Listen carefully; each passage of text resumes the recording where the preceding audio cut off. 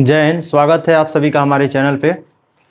और जैसे कि हम आप लोग को भूगोल पढ़ा रहे थे, भूगोल में पहला अध्याय था जिसका नाम था भारत संसाधन और विकास, जिसमें हम बेसिकली संसाधन के बारे में बात कर रहे थे। तो आइए अब हम उसका पार्ट 2 देखते हैं। ठीक है, पार्ट 1 हम इससे पहले पढ़ा चुके हैं और उसका वीडियो अवेलेबल है, आप लोग जाके प्लेलिस्ट में देख सकते हैं। और ये दूसरा अभी हम लोग पार्ट 2 भी कंप्लीट आज कर लेंगे। देखिए बाबू, उस दिन हम आपको विकसित संसाधन तक बता दिए थे। देखिए, विकसित संसाधन किसे कहते हैं? तो वैसे संसाधन जिसका उपयोग वर्तमान में हो रहा है, ठीक है ना, जिसका वर्तमान में इसका उपयोग किया जा रहा है, वैसे संसाधन को हम लोग क्या कहते हैं? तो विकसित संसाधन कहते हैं। और यह संसाधन बहुत ही इंपॉर्टेंट होता है हमारे लिए। जैसे किसी भी देश को अगर आगे विकसित होना है, विकासशील क्रम पे चलना है, तो उसके लिए विकसित संसाधन का होना बहुत ही जरूरी है। जैसे भारत में आप लोग देख सकते हैं कि एलपीजी गैस का भंडार हमारे यहाँ नहीं पाया जाता है, जिस कारण ये विदेशों से मंगाया जाता है। और यही कारण है कि आज भारत में नहीं होने की वजह से भारत में इसकी बहुत बड़ी क्या हो गई है? महामारी फैल गई है। ठीक है, बात समझ में आ गया? तो बताइए, विकसित संसाधन किसी भी देश का क्या होता है बाबू? तो बहुत ही इंपॉर्टेंट सोर्स होता है, ये संसाधन होता है, बहुत ही इंपॉर्टेंट होता है।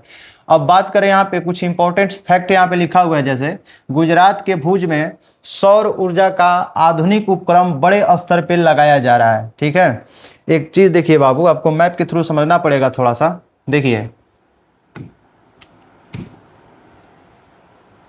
गुजरात कुछ इस प्रकार से दिखता है।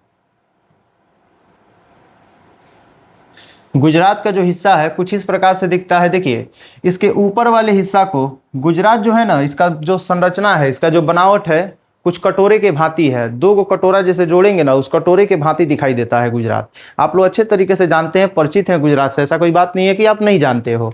तो देखिए, लेकिन इन दोनों के बारे में आप नहीं जानते होंगे। जानते हैं तब भी ठीक है, नहीं जानते हैं तो अभी जान लीजिए। ठीक है, देखिए, ये गुजरात का कुछ संरचना इस प्रकार से है, दिखता है कि दो कटोरा की तरह दिखता है एकदम।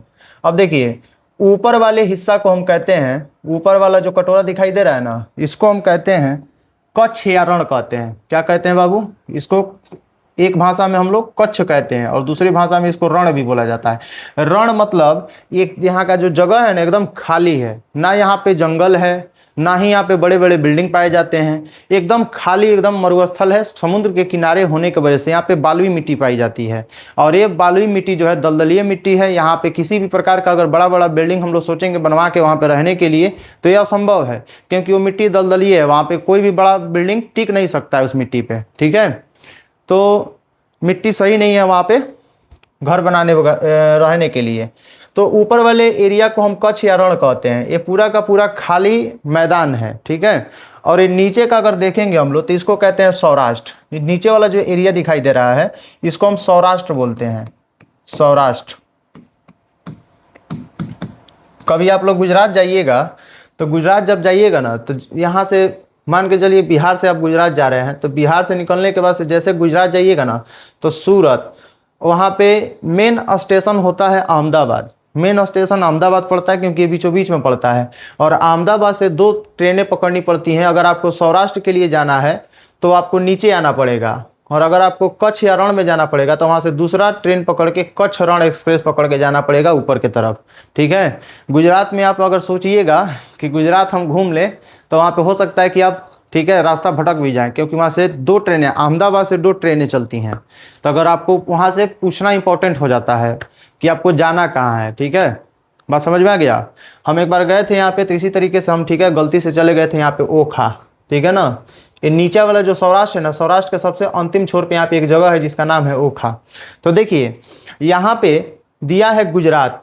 अब इस गुजरात में यहाँ पे देखिए एक जिला का नाम लिखा है भुज, देख रहे हैं यहाँ पर?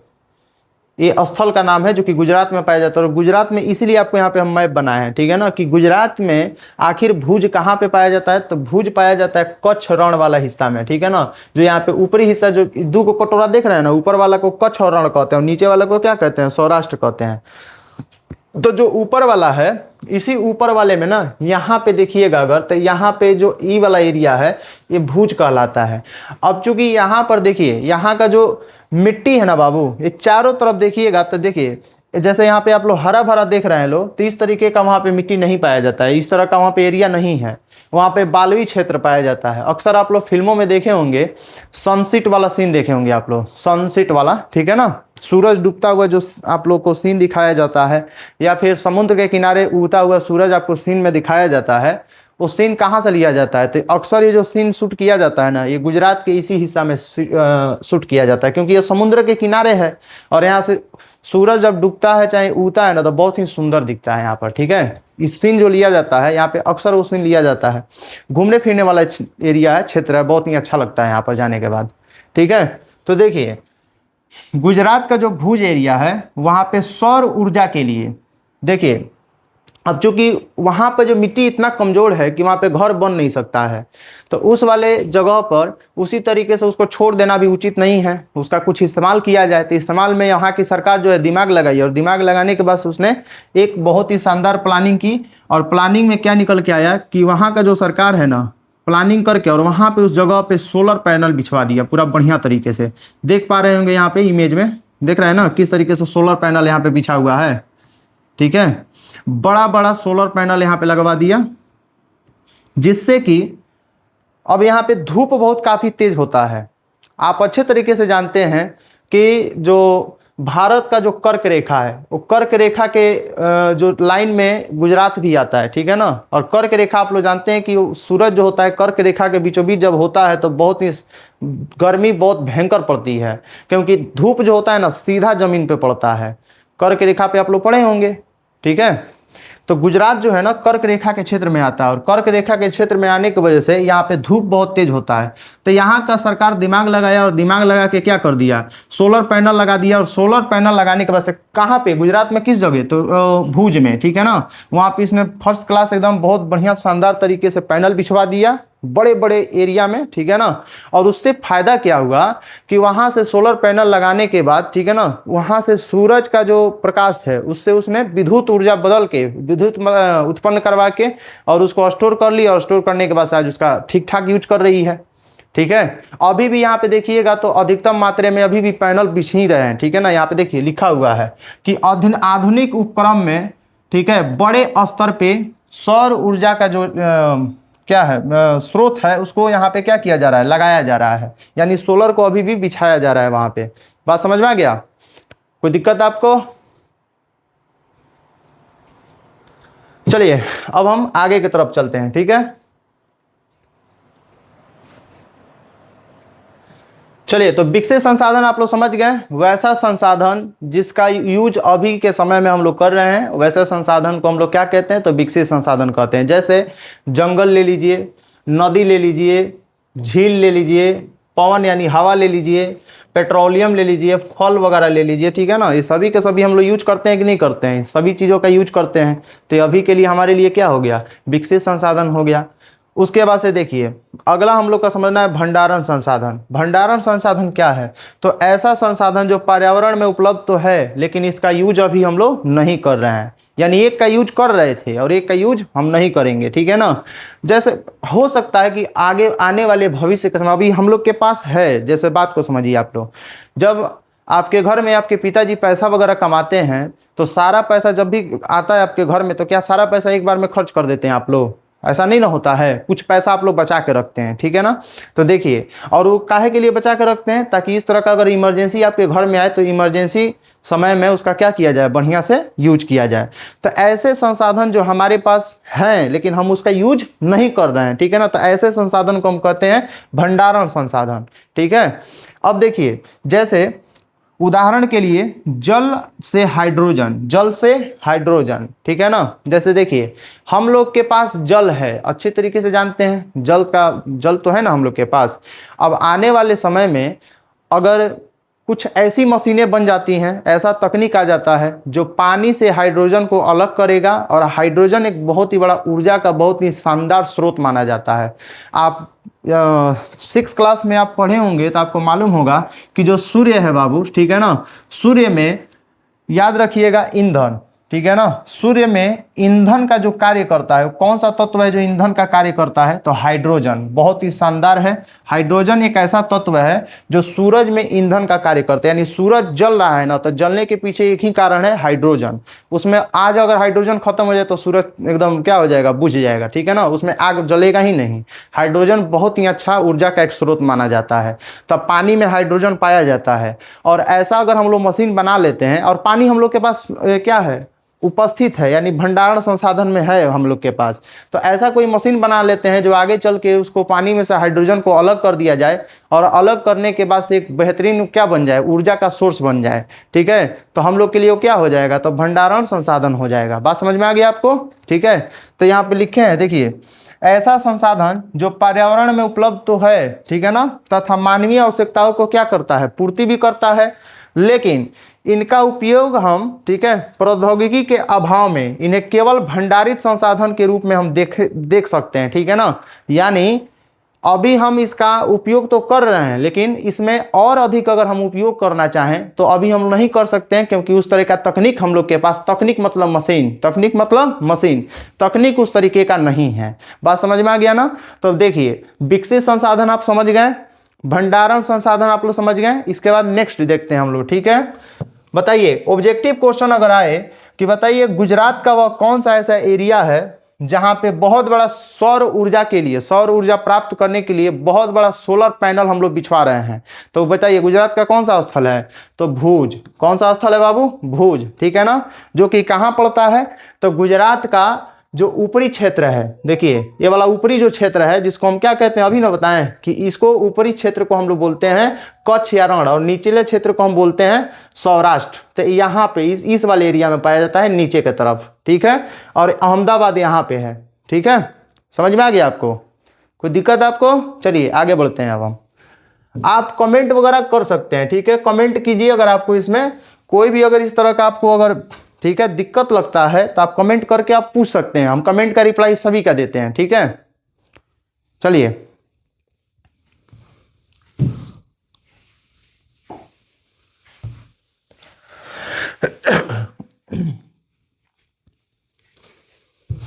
इसके बाद अगर देखा जाए मेरे बाबू, तो संचित कोष संसाधन, ठीक है, ठीक है। संचित कोष संसाधन क्या है, तो देखिए, जिस उपलब्ध तकनीकी के आधार पर प्रयोग में लाया जा सके, इसका तत्काल उपयोग प्रारंभ नहीं हुआ है, यह मंदी के पूंजी हैं, और ये हो सकते हैं नदी, जैसे नदी जल भविष्य में जल, ठीक है ना, विद्युत उत्पन्न करने में उपयुक्त हो सकते हैं। देखिए, मतलब कह रहा है कि ऐसा संसाधन जो हम लोग के पास वही चीज बा, ठीक है ना, यानी जो अभी आपको हम समझाएं, पिछला बार समझाए थे ना, तो वही चीज बा यहाँ पे भी है, ठीक है ना। जैसे भंडारण संसाधन आपको समझाए थे, तो उसी का एक हिस्सा है संचित कोष संसाधन, कोई अलग नहीं है, उसी का हिस्सा है, ठीक है ना। लेकिन बस थोड़ा सा डिफिनीशन चेंज कर के लिखा है, ठीक है। देखिए, वही चीज भाई यो कह रहा है कि जैसे उपलब्ध तकनीक, यानी ऐसा संसाधन जो हम लोग के पास है, लेकिन तकनीकी के कारण हम उसका उपयोग अभी हम लोग नहीं कर पा रहे हैं, ठीक है ना। यानी ऐसा कोई मशीन बना ही नहीं है कि उस संसाधन का यूज में लाया जा सके, ठीक है। तो ऐसे संसाधन को हम कहते हैं संचित कोष संसाधन। संचित का मतलब होता है इकट्ठा, कोष का मतलब हम लोग जुगा के रखे हुए हैं, भंडार, कोष का मतलब भंडार, ठीक है ना। वही चीज को बस बदल दिया है इसमें, ठीक है ना। संचित मतलब इकट्ठा, कोष मतलब भंडार, यानी, ठीक है ना, किसी चीज को हम लोग गोदाम में जुगा के रख देते हैं ना, उसी तरीके से कोष, ठीक है ना, उसी को शब्द को दूसरे हम लोग हिंदी के शब्द में कोष कहते हैं, ठीक है ना। तो संचित कोष संसाधन मतलब वैसा संसाधन जो हम लोग के पास तो है, भरपूर मात्रा में है, लेकिन उस तरह का कोई ऐसा मशीन नहीं बना है जो उसका उपयोग बढ़िया तरीका से करवा सके, ठीक है ना। तो उसको हम जुगा के रखे हैं, भविष्य में अगर उसका इस्तेमाल, अगर उस तरह का मशीन बन जाता है तो उसका इस्तेमाल हम लोग बहुत बेहतरीन तरीके से करेंगे। ऐसे संसाधन को हम कहते हैं संचित कोष संसाधन, ठीक है। समझ में आ गया आपको। चलिए, अब देखिए बाबू, इसके बाद देखना है, बहुत ही महत्वपूर्ण एक चर्चा आता है, संसाधन नियोजन। बहुत ही शानदार टॉपिक है, संसाधन नियोजन क्या है, क्वेश्चन आता है इसके ऊपर लिखने के लिए, सब्जेक्टिव में इससे बहुत ही शानदार प्रश्न पूछता है कि संसाधन नियोजन के बारे में आप क्या जानते हैं, संसाधन नियोजन के बारे में वर्णन करें, ठीक है। इस तरीके का प्रश्न आता है, ये प्रीवियस ईयर क्वेश्चन बनता है इसके ऊपर, ठीक है। देखिए, संसाधन नियोजन किसे कहते हैं? तो संसाधन का बढ़िया तरीका से यूज करना, अपने दिमाग का इस्तेमाल करके संसाधन का बढ़िया से यूज करना ही क्या कहलाता है? संसाधन नियोजन। ठीक है ना? यानी हम देखिए देखिए नेचर ने हमें कितना शानदार कई सारा एकदम फ्री में हमें संसाधन उपलब्ध कराया है। जैसे हवा, इसका पैसा लगता है? नहीं लगता है। पानी, ये भी संसाधन है, इसका भी पैसा नहीं लगता है। ठीक है ना? बहुत सारा चीज़ है नेचर जो हमें फ्री में दिया है, हवा है, पानी है, ठीक है, और अन्य चीज़ें हैं जो हमें उपलब्ध कराया है। लेकिन हम उसका क्या करते हैं? उसका जितना हमें ज़रूरत लगता है, ज़रूरत तो यूज करबे करते हैं, जितना हमें आवश्यकता लगता है उतना यूज करते हैं, और उसके बाद जो हम लोग यूज करते हैं ना, बेमतलब का भी हम लोग यूज करने लगते हैं। जैसे देखिए, जैसे हमें मान के चलिए प्यास लगा है, अब हम गए नल पे और नल से पानी पिए, अब हमको प्यास लगा था 1 गिलास के बराबर, ठीक है ना, हमने 1 गिलास पानी पी लिया और नल को उसी तरह खुला छोड़ दिया। ठीक है, अब बताइए उस पानी का, ठीक है, जो जल निकल रहा है फ्री में, जो जल गिर रहा है, बर्बाद हो रहा है, नष्ट हो रहा है, ठीक है ना, वो क्या सही है? बिल्कुल भी वो सही नहीं है, एकदम गलत है। ठीक है ना? तो इसी संसाधन को, इसी को हम लोग बढ़िया से यूज जब करेंगे तो बढ़िया से हम लोग जितना ज़रूरत है उतना यूज कर लिए, उसके बाद उसको नल को बंद कर देंगे, यानी संसाधनों का बढ़िया से हम इस्तेमाल करेंगे, तो वहीं हमारा क्या कहलाएगा? तो संसाधन नियोजन कहलाएगा। ठीक है ना? यानी देखिए यहाँ पे एक लाइन में उसी चीज़ को लिखा गया है कि संसाधनों का विवेकपूर्ण, यानी दिमाग से, ठीक है ना, दिमाग से, या फिर इसको हम कह सकते हैं सही तरीके से, सही तरीके से, ठीक है ना, तरीके से, सही तरीके से, संसाधनों का विवेकपूर्ण दिमाग का इस्तेमाल करके सही तरीके से जब हम उसका उपयोग करते हैं तो वही संसाधन नियोजन कहलाता है। बात समझ में आ गया ना? जैसे देखिए, अब भारत में आप लोग को कुछ मैप से रिलेटेड चीज़ें बताएंगे इसमें जो जरूरी है आप लोग के लिए। देखिए यहाँ पे समझेंगे थोड़ा सा।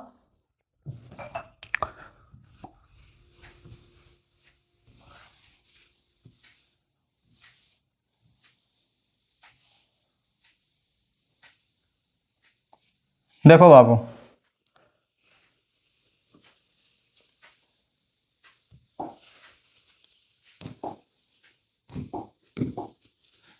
ये हम लोग का बिहार है, ये हम लोग का बिहार है, ठीक है, यहाँ पे दिखाई दे रहा होगा, और यहाँ पे है हिमाचल प्रदेश। देखिए ये वाला उत्तराखंड एरिया है, इसको हम उत्तराखंड बोलते हैं, और यहाँ पे देखिएगा तो जस्ट इसके ऊपर हिमाचल प्रदेश हो जाता है। उसके नीचे आइएगा तो देखिए यहाँ पे हो जाएगा, बिहार के नीचे हो जाएगा झारखंड हो जाएगा। बिहार के नीचे अगर आइएगा आप लोग तो बिहार के नीचे हो जाएगा झारखंड। देखिए ये वाला एरिया कौन है? झारखंड है। ठीक है, ये वाला एरिया हम लोग का हो जाता है झारखंड। देखिए इसके नीचे अगर आइएगा आप लोग तो इसके नीचे हो जाएगा छत्तीसगढ़। इसके नीचे आइएगा तो ये वाला जो हिस्सा है ये हो जाता है हम लोग का छत्तीसगढ़। देखिए येलो कलर आप लोग को दिखाई नहीं दे रहा होगा, इसलिए ग्रीन कर देते हैं। चलिए ये वाला एरिया जो आप लोग देख रहे हैं ये छत्तीसगढ़ है।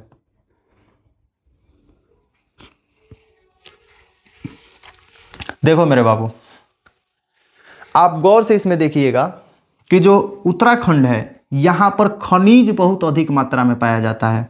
ठीक है ना, यहाँ पे खनिज का बहुत बड़ा भंडार है बाबू, खनिज का बहुत बड़ा भंडार है। साथ ही साथ यहाँ पे, ठीक है ना, अधिक मात्रा में अगर देखें हम लोग तो यहाँ पे विद्युत बनता है, विद्युत का बहुत बड़ा भंडार है यहाँ पर। विद्युत मतलब यहाँ पे पानी जो है, ठीक है ना, पर्वत से गिरता है और उस पानी को रोक के वहाँ पे टरबाइन सेट करके उससे क्या बनाया जा रहा है? बिजली बनाया जा रहा है। यानी ये बिजली के मामले में, बिजली उत्पादन के मामले में यह राज्य सबसे फेमस माना जाता है।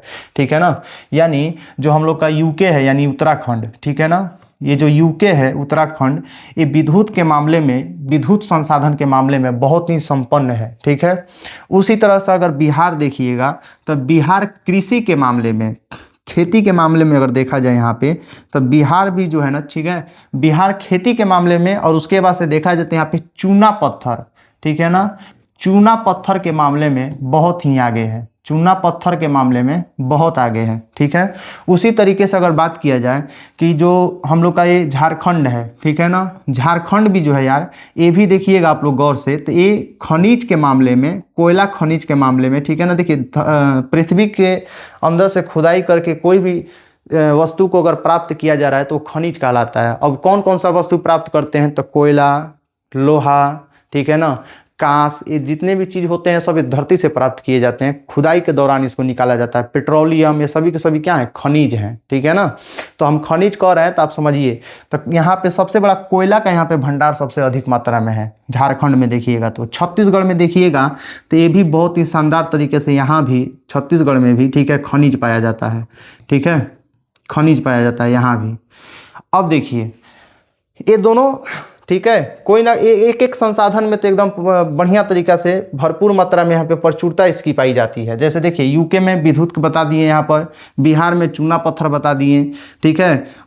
यहाँ पे झारखंड जो है खनिज के मामले में आगे है। उसके बाद छत्तीसगढ़ जो है ये भी खनिज के मामले में आगे है। लेकिन ये देखिए एक संसाधन में तो बढ़िया ठीक ठाक है सब, लेकिन दूसर का संसाधन यहाँ पे खोजिएगा तो वहाँ पे कमी है, ठीक है ना। यानी एक में आगे हैं और दूसर का में कमी है। जैसे देखिए बिहार में अगर देखा जाए तो चूना पत्थर के संसाधन में तो बहुत आगे है, लेकिन यहाँ शिक्षा के मामले में अगर देखा जाए तो शिक्षा के मामले में पीछे है। बिहार जो है शिक्षा के मामले में अभी, ये शिक्षा भी एक तरह से संसाधन हुआ तो उस मामले में भी ये कम है। उसके बाद से देखिएगा तो यहाँ पर हमेशा बाढ़ आए दिन आते रहता है। तब फसलों में भी यहाँ पे देखिएगा तो भले देखिए कृषि तो क्षेत्र है, लेकिन यहाँ पे कृषि कहने के लिए कृषि है, ठीक है ना। यहाँ पे कहने के लिए कृषि हो जाता है, क्योंकि हमेशा कभी सुखाड़ आ जाता है तो कभी बाढ़ आ जाता है, ठीक है ना। हमेशा तो मान के चलिए बाढ़ से आदमी तबाह रहता है बिहार का लोग, ठीक है ना। इधर देखिएगा, इधर वाला जो इस साइड वाला बिहार है ना बाबू, हमेशा पानी से एकदम लबालब भरा हुआ रहता है। बरसात के मौसम में आइएगा इधर तो पूरा जो गंगा नदी है, गंगा नदी का पानी इतना ओवरफ्लो हो जाता है कि इधर का जो पूरा जिला है तबाह हो जाता है। तो यहाँ पे खेती करते हुए भी लोग ना एकदम समझिए कि जुआ खेलता है लोग। जुआ समझते हैं ना आप लोग, जुआ खेलता है लोग यहाँ का किसान, ठीक है। तो खेती तो करता है लोग, लेकिन वो खेती से कोई फायदा होता नहीं है, क्योंकि वो जो प्राकृतिक आपदा आती है उसको उठा के लेके चल जाती है। बाढ़ हो गया, सुखाड़ हो गया, ठीक है। तो एक संसाधन में ये आगे हैं, लेकिन दूसरे संसाधन में ये क्या है, पीछे हैं। तो यहाँ पर अगर देखा जाए तो संसाधनों की पूर्ति यहाँ पे नहीं है, यहाँ पे संसाधनों की क्या है, कमी है। जैसे देखिएगा तो यहाँ पे बिजली तो बन रहा है, उत्तराखंड में बिजली बन रहा है, लेकिन अनाज के मामले में बहुत पीछे है। यानी संसाधन, अनाज के संसाधन में अगर देखा जाए तो बहुत ही पीछे है। यहाँ पर झारखंड में देखिएगा तो खनिज के मामले में आगे है, लेकिन दूसरी संसाधन में देखिएगा तो यहाँ पे कमी। यहाँ पे सुखाड़ बहुत पड़ता है। जो उत्तराखंड का ये वाला क्षेत्र है, ये सुखाड़ से हमेशा, यहाँ पे देखिएगा ये वाला, इसको बुंदेलखंड कहा जाता है। यहाँ पर ये वाला जो है बुंदेलखंड वाला एरिया ये है, ठीक है ना। यहाँ पे देखिएगा अगर तो हमेशा सुखाड़ पड़ते रहता है, यहाँ पे खेती होगा ही नहीं, ठीक है। तो एक संसाधन में आगे होने की वजह से, ठीक है, दूसर का संसाधन में आप देखिएगा तो इसमें पीछे हो जाते हैं, ठीक है। तो कोई भी यहाँ पे संसाधन से बढ़िया से अगर तरीके से देखा जाए तो कोई भी राज्य यहाँ पे बढ़िया से संसाधन के मामले में कोई ठीक ठाक नहीं है। बस किसी संसाधन में आगे है तो किसी संसाधन में पीछे है, ठीक ठाक बराबर नहीं है। तो ऐसे राज्यों को तालमेल से चलना बहुत इंपॉर्टेंट होता है। अब बताइए इनमें के अंदर अगर तालमेल नहीं रहे तो ये जो ये बिजली बना रहा है, ये बिजली बिहार को, मान के चलिए बिहार है, बिहार को बिजली की आवश्यकता है, तो यूके के पास ढेर सारा बिजली है, यानी उत्तराखंड के पास ढेर सारा बिजली है। तो ये क्या करेगा, ये बिजली दे देगा बिहार को, ठीक है, और बिहार बदले में इसको क्या दे देगा, कुछ अनाज दे देगा। तो तालमेल बैठाना बहुत इंपॉर्टेंट है एक दूसरे के लिए, और ये तभी होगा जब संसाधन नियोजन किया जाएगा। संसाधन नियोजन मतलब संसाधन का बढ़िया तरीके से उपयोग किया जाएगा, तभी जाके तालमेल बैठेगा, और तभी सभी राज्यों को बढ़िया से ठीक ठाक क्या मिलेगा, संसाधनों का उचित उपयोग मिलेगा, और ठीक ठाक उसका यूज करेंगे और बढ़िया से आगे बढ़ेंगे लोग, ठीक है। तो तालमेल बैठाना बहुत ज़रूरी है। बात समझ में आ गया, ठीक है। एक क्वेश्चन पूछता है बाबू, हमेशा पूछता है ऑब्जेक्टिव में, एक दो क्वेश्चन ऐसा आता है जो आपसे प्रश्न टकरा ही जाते हैं कि बताइए जो उत्तराखंड है वो किस संसाधन के मामले में आगे है। तो आप कहिएगा जल संसाधन में आगे है। जल संसाधन क्यों, क्योंकि जल से ही बिजली बनता है, तब बिजली में भी आगे है, ठीक है ना। याद रखिएगा जल संसाधन में जो राज्य जल संसाधन में आगे है वो बिजली में भी रहेगा, बिहार को छोड़ के। बिहार में जल संसाधन एकदम बढ़िया तरीक़ा से रहता है, लेकिन यहाँ पे बिजली नहीं बनता है, ठीक है ना।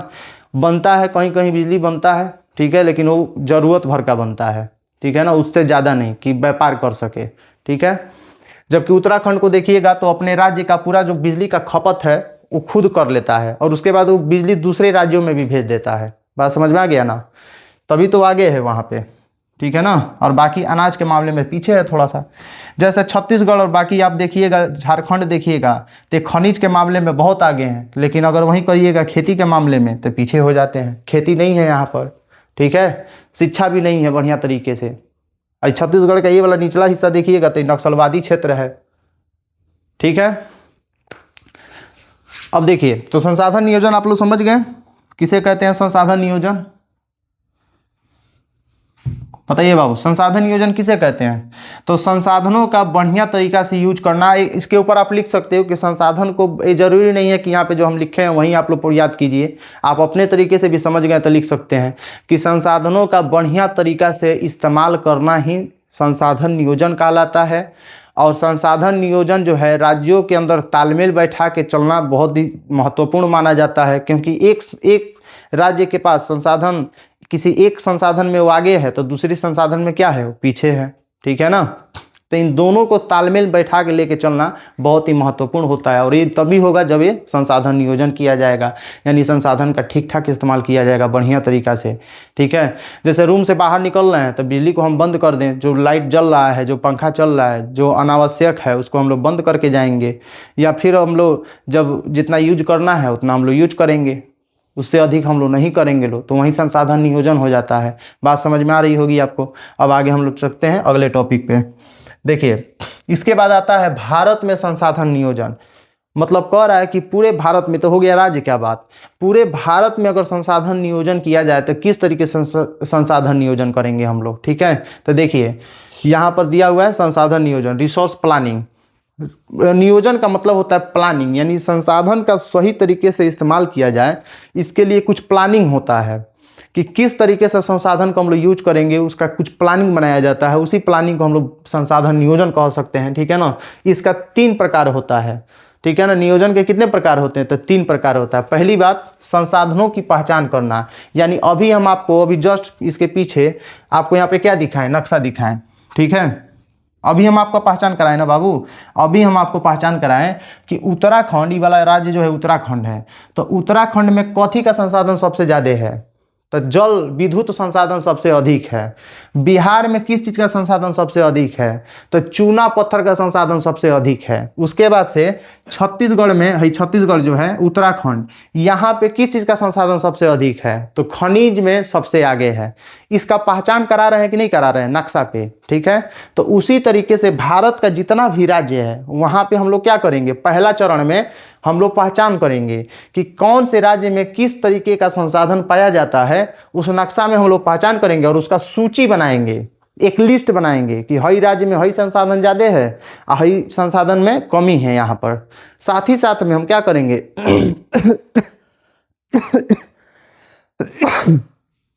एक तरफ हम लिखेंगे कि यहाँ पे इस संसाधन की प्रचुरता है, यानी अधिकता है वहाँ पर, और एक तरफ सूची में लिखेंगे कि यहाँ पे इस संसाधन की कमी है, यानी एक बहुत शानदार हम लोग लिस्ट बनाएंगे, ठीक है। दूसरा में अगर देखेंगे हम लोग तो उपयुक्त तकनीकी के साथ योजना ढांचा तैयार करेंगे, यानी किस संसाधन में कौन सा मशीन वहाँ पे यूज होगा, तकनीक का इस्तेमाल किया जाएगा, इसका भी वो लिस्ट बनाना जरूरी है, ठीक है। तो उसका भी हम लोग क्या करेंगे, एक योजना बना के एक सूची तैयार करेंगे। तीसरा का नंबर क्या कहता है कि विकास योजना में तालमेल बैठाना, यह प्रक्रिया देश के विभिन्न प्रदेशों में संसाधनों का सर्वेक्षण कर उनके सही उपयोग का सुनिश्चित करती है। यानी इन चीज़ों का अगर लिस्ट हम बना लेते हैं, पहचान कर लेते हैं, उसके बाद से राज्यों के बीच में हम तालमेल बैठाएंगे। अभी जस्ट इसके पीछे हम बताए थे आपको कि राज्यों के बीच तालमेल बैठाना बहुत ज़रूरी होता है, ताकि जैसे मान के चलिए बिहार के पास मान के चलिए चूना पत्थर का अधिकता है, चूना पत्थर से बनेगा कौन चीज़, तो चूना पेंट करने वाला बनेगा। तो अगर मान के चलिए गुजरात कह रहा है कि भैया हमको इतना चूना चाहिए, हमें चूना की आवश्यकता है, हमें चूना लेना है, तो बिहार से ले लेगा।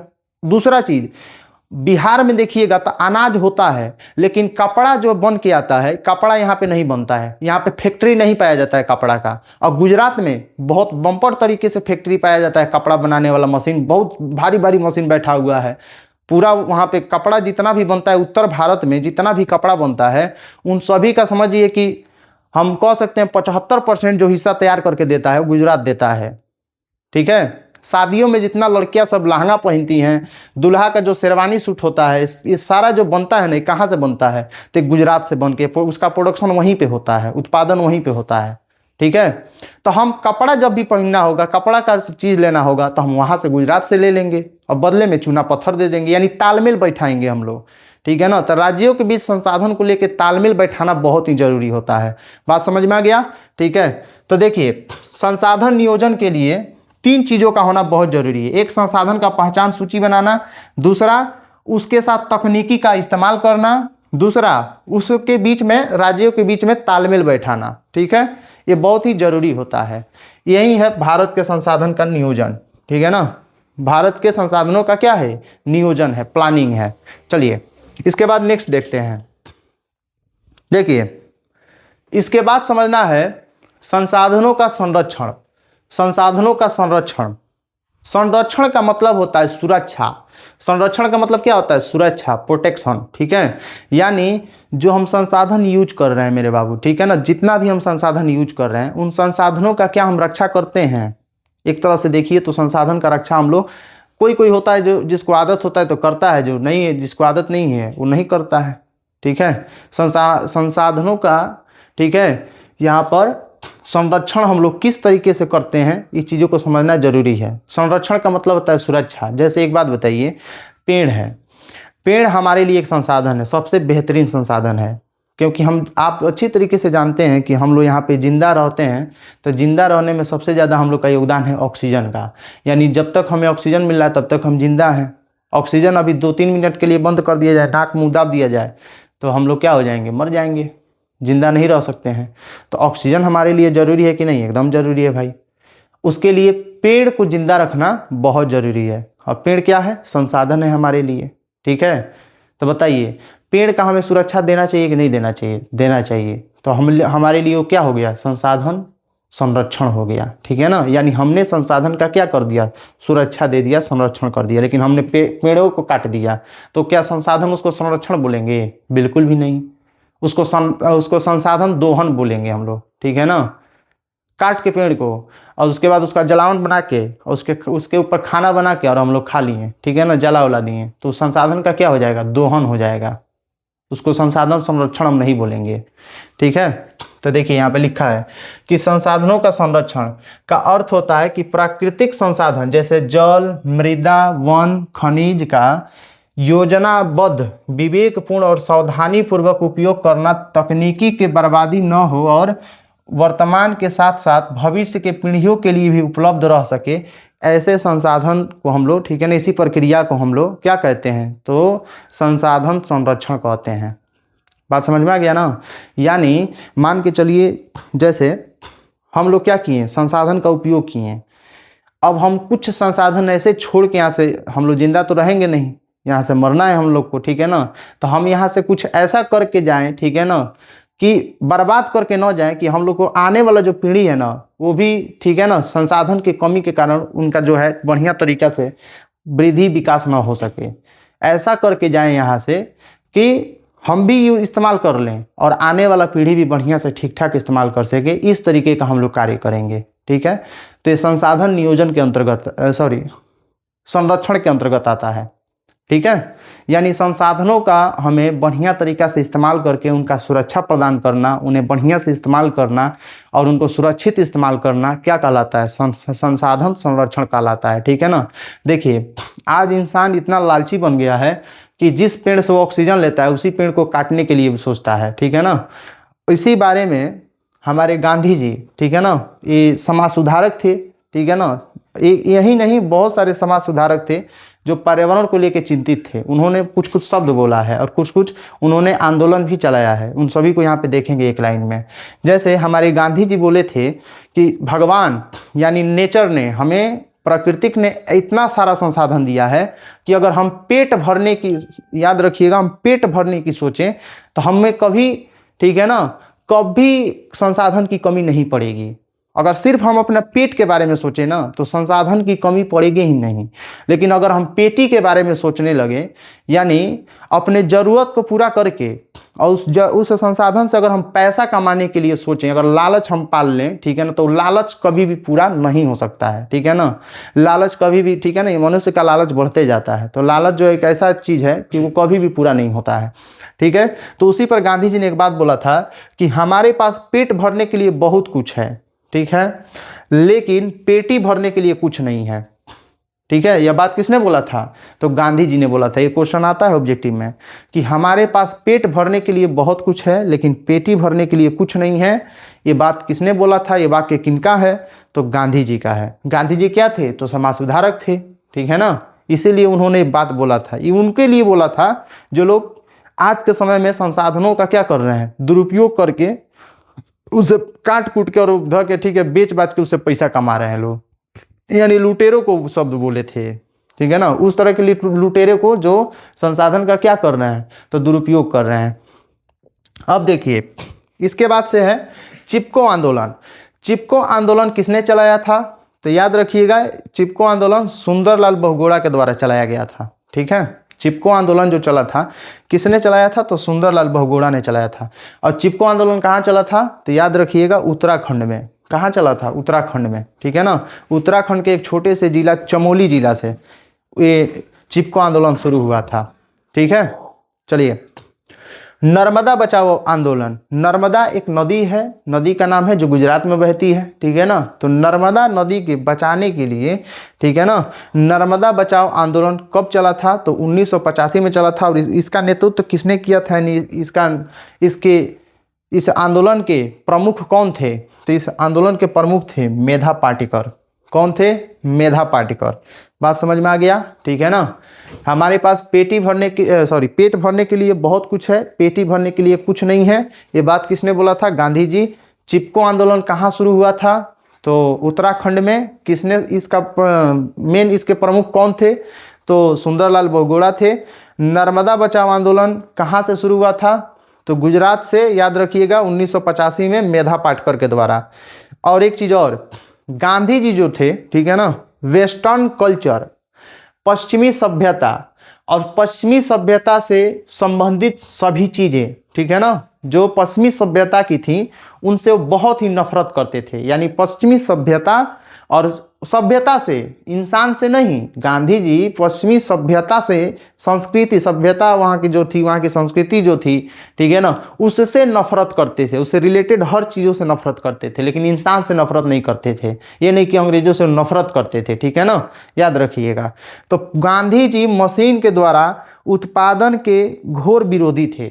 ये आएगा एग्जाम में कि मशीनों के द्वारा बनाए गए उत्पादन से सबसे ज़्यादा अधिक विरोधी उससे विरोधी कौन थे? उसके विरोधी तो गांधी जी थे, ठीक है ना। यानी मशीन का विरोध करते थे और उसके द्वारा बनाए गए सामान पर भी विरोध करते थे। चलिए आगे देखते हैं। बाबू देखिए, डाकुओं की अर्थव्यवस्था क्या है? रॉबस्ट इकोनॉमी, ठीक है ना। डाकुओं की अर्थव्यवस्था किसे कहते हैं?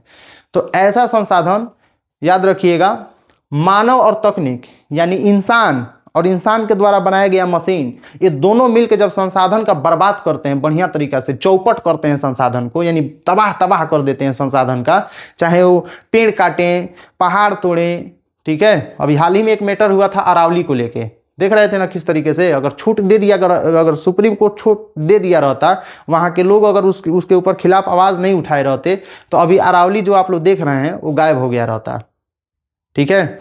यानी इंसान और इंसान के द्वारा बनाया गया मशीन, ये दोनों जब मिल करके और बढ़िया तरीके से संसाधन को चौपट करते हैं, तो उसी चौपट को हम कहते हैं डाकुओं की अर्थव्यवस्था। देखिए स्पष्ट तरीके से लिखा है डाकू, यानी इंसान अगर देखिएगा गौर से तो सभी इंसान नहीं, वैसे इंसान जो संसाधनों से पैसा कमा रहे हैं, ठीक है ना, मतलब प्राकृतिक संसाधन को काट कूट के बर्बाद करके उसके भविष्य के बारे में कुछ सोच नहीं रहे हैं, अगला पीढ़ी के बारे में नहीं सोच रहे हैं, ऐसे लोगों के लिए, ठीक है ना, वो लोग डाकू है लोग, ठीक है। तो समझ में आ गया ना डाकुओं की अर्थव्यवस्था क्या है? तो मानव एवं तकनीकी जो शोषणात्मक दोहन है, शोषणात्मक दोहन प्रवृत्ति जो है, उसका रहन जो है, प्रवृत्ति का मतलब रहन, उसका जो प्रवृत्ति है, ठीक है ना, शोषण करने वाला, वही डाकुओं की अर्थव्यवस्था कहलाती है, समझ में आ गया। चलिए अब यहाँ पे एक और शब्द लिखा है सतत विकास। ठीक है, सतत विकास क्या है?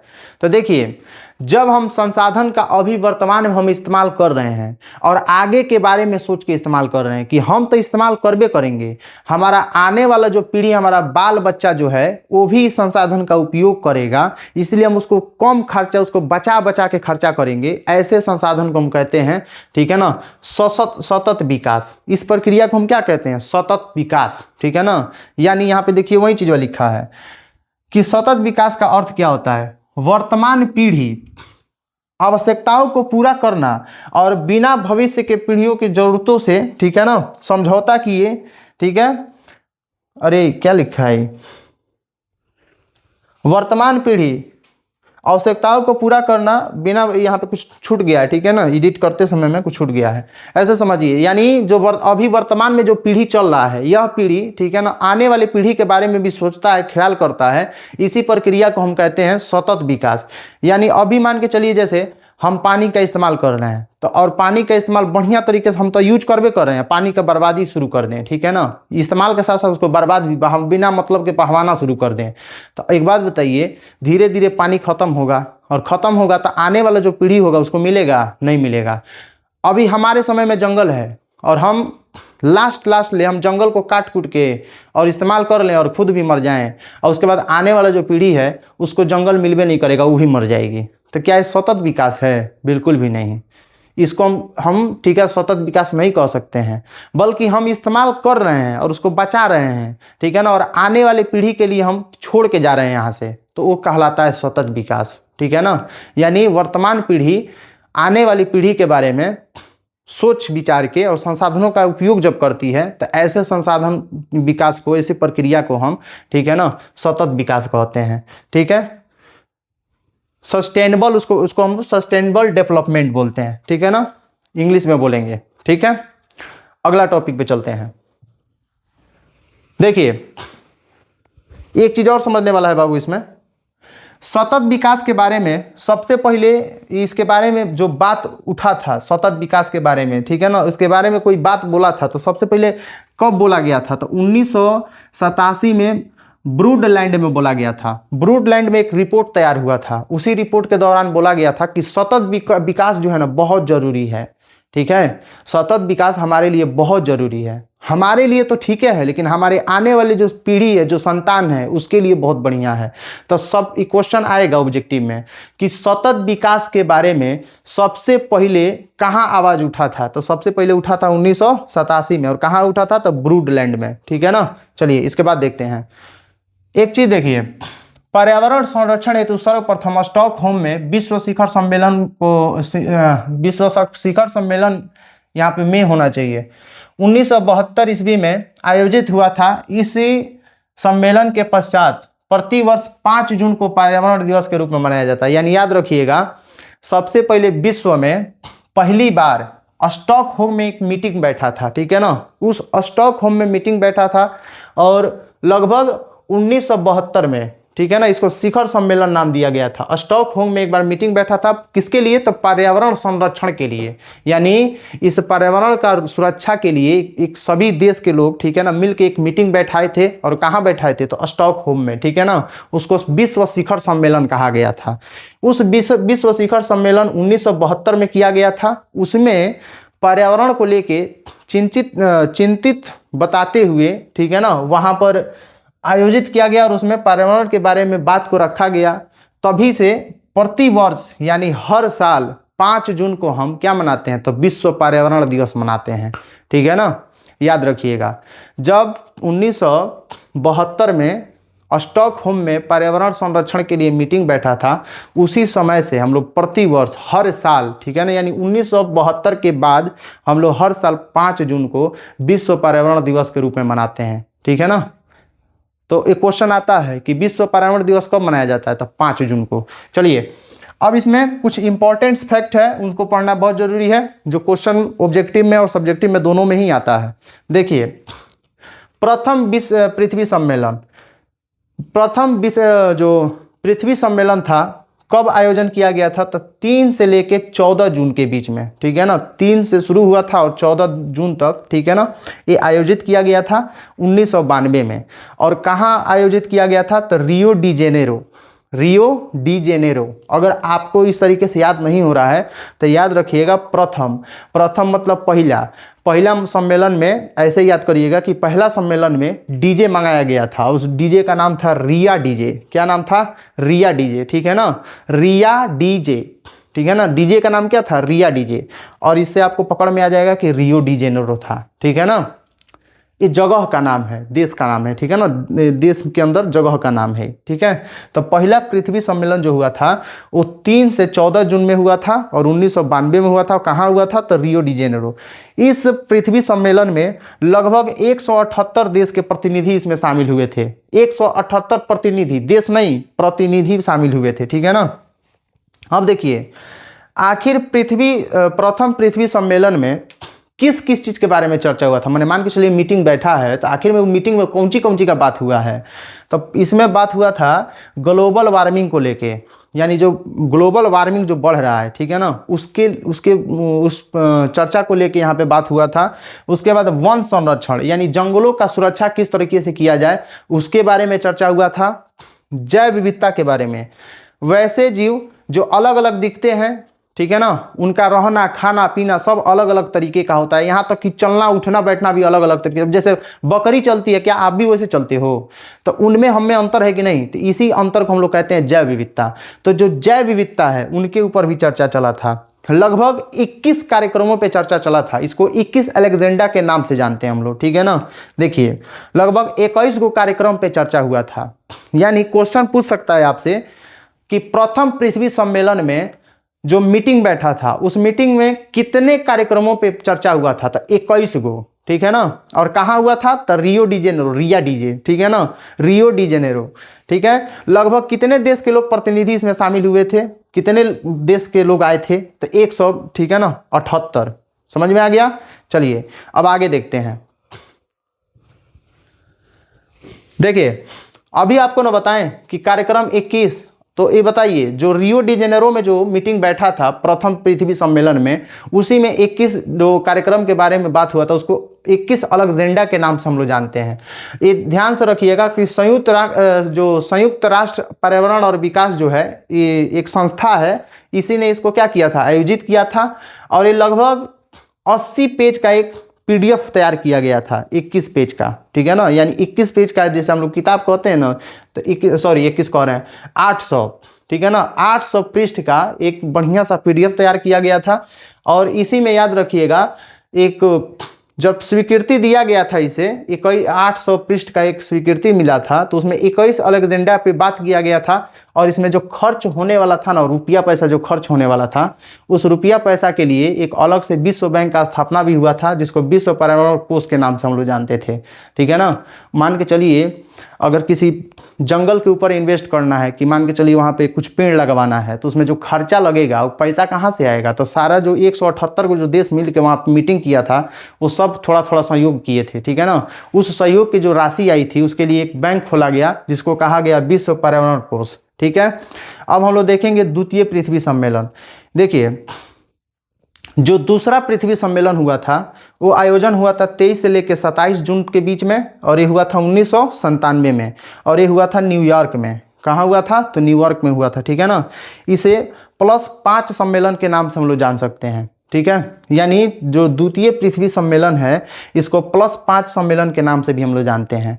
चलिए नेक्स्ट देखते हैं, क्योटो सम्मेलन। जो +5 सम्मेलन जो अभी बोले ना हम, यानी द्वितीय पृथ्वी सम्मेलन, उसी का एक हिस्सा है क्योटो सम्मेलन। दिसंबर 1997 में हुआ था।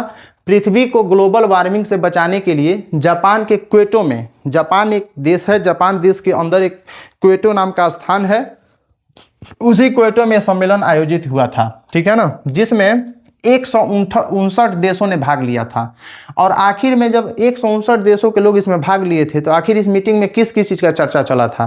तो देखिए, 6 गैसों के बारे में इसमें चर्चा चला था। CO2, मीथेन, N2O, HFC और फ्लोरोकार्बन, सल्फर हेक्सा, सल्फर, उसके बाद से हेक्साक्लोराइड, इन 6 गैसों के बारे में चर्चा हुआ था और इन 6 गैस के ऊपर ये चर्चा किया गया था कि इनका इस्तेमाल कम किया जाए। इनके इस्तेमाल करने की वजह से, ठीक है ना, इनका इस्तेमाल जो अधिक करने की वजह से ग्लोबल वार्मिंग में प्रभाव पड़ रहा है और ग्लोबल वार्मिंग क्या हो रहा है, बढ़ रहा है।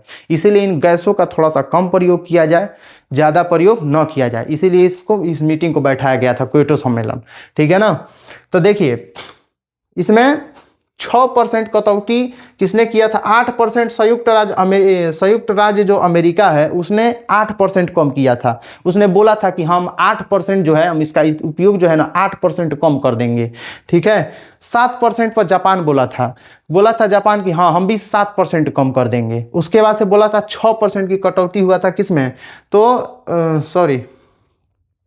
मटेरियल समझौता हुआ था, ठीक है ना। इसे मटेरियल यानी 6% का जो कटौती और हो गया, 7 से ना मान के 6 पे आके और मान गया, ठीक है ना, याद रखिएगा। ये समझौता जो हुआ था 1987 में हुआ था। इसके विस्तार माने जाते हैं मतलब 1987 के लगभग में, ठीक है ना। मीटिंग करते हुए थोड़ा सा टाइम लिया गया था, इसीलिए 1987 हो गया, ठीक है ना। तो ध्यान रखिएगा यहाँ पर। हालांकि ये क्वेश्चन पूछेगा नहीं, बस ये एक्स्ट्रा क्वेश्चन है। आप अगर पढ़ लें तो ठीक है, अच्छी बात है। नहीं पढ़ना चाहते हैं तो इसको स्किप भी कर सकते हैं, कोई दिक्कत नहीं है। अगर देखेंगे तृतीय पृथ्वी सम्मेलन, 3 गो पृथ्वी सम्मेलन हुआ था, पहला, दूसरा, तीसरा। पहले का हुआ था रियो डी जेनेरो में, और दूसरा का हुआ था न्यूयॉर्क में, और तीसरा का हुआ था, याद रखिएगा, ये जो तीसरा का हम लोग का है, ठीक है ना, ये जोहान्सबर्ग में हुआ था। कहाँ हुआ था बाबू, जोहान्सबर्ग में। देखिए ये आयोजन किया गया था 10 वर्ष के बाद, यानी 2026 अगस्त, ठीक है ना, 26 अगस्त से 4 सितंबर के बीच में इसको शुरू किया गया था, और ये लगभग 2000 सन में किया गया था तीसरा का पृथ्वी सम्मेलन। लगभग 10,000 कह रहे हैं, 10 वर्ष के बाद, ठीक है ना। जो द्वितीय पृथ्वी सम्मेलन हुआ था उसके 10 वर्ष के बाद, ठीक है ना, यानी एक बेर 2000 सन में तृतीय पृथ्वी सम्मेलन हुआ था, ठीक है ना, जोहान्सबर्ग में। इसमें इस सम्मेलन में पर्यावरण संबंधित 150 धाराओं को बनाया गया था। यानी अगर मान के चलिए कोई व्यक्ति है, ठीक है, और ज़बरदस्ती जंगल में जा रहा है और बात नहीं मान रहा है, तो उसको बढ़िया से हिसाब किताब लेने के लिए लगभग कितना धारा बनाया गया था, तो 150 यानी 150 धारा बनाया गया था उसके ऊपर, ठीक है ना। जंगलों से और पर्यावरण से रिलेटेड धाराएं बनी थी, ठीक है, सजा देने के लिए। विश्व के विभिन्न देशों से लगभग 2000 प्रतिनिधियों ने इसमें भाग लिया था। धीरे धीरे इसमें, ठीक है ना, लोग बढ़ते गए और लगभग 2000 तक हो गए थे। तो इसको कैसे याद रखना है कि जो तीसरा पृथ्वी सम्मेलन हुआ था 2000 सन में हुआ था, 2000 सन में हुआ था, तो इसमें 2000 लोगों ने, ठीक है ना, 2000 लोगों ने 2000 सन में 2000 लोगों ने इसमें भाग लिया था, ठीक है ना। तो याद करना इजी है इसमें।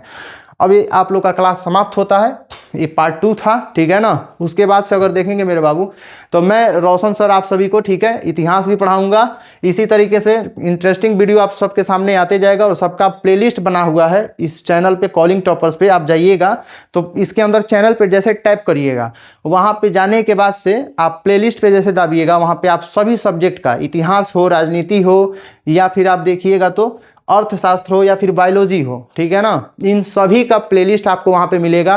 और ये सारा का सारा 8 सब्जेक्ट हम पढ़ाएंगे, और साथ ही साथ आपका बायोलॉजी भी कंप्लीट कराएंगे, ठीक है।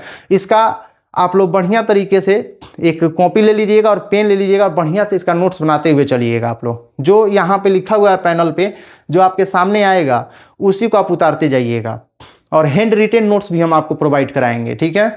और इसी तरीके से आप लोग बने रहिएगा, और अपना कमेंट जरूर दीजिएगा, ठीक है। आपको किस तरह का क्लास लग रहा है, अच्छा या खराब जो भी है, ठीक है ना, आपको इसमें कमेंट लिख के डालना है, ठीक है। मिलते हैं नेक्स्ट वीडियो में, तब तक के लिए राधे राधे, जय हिंद।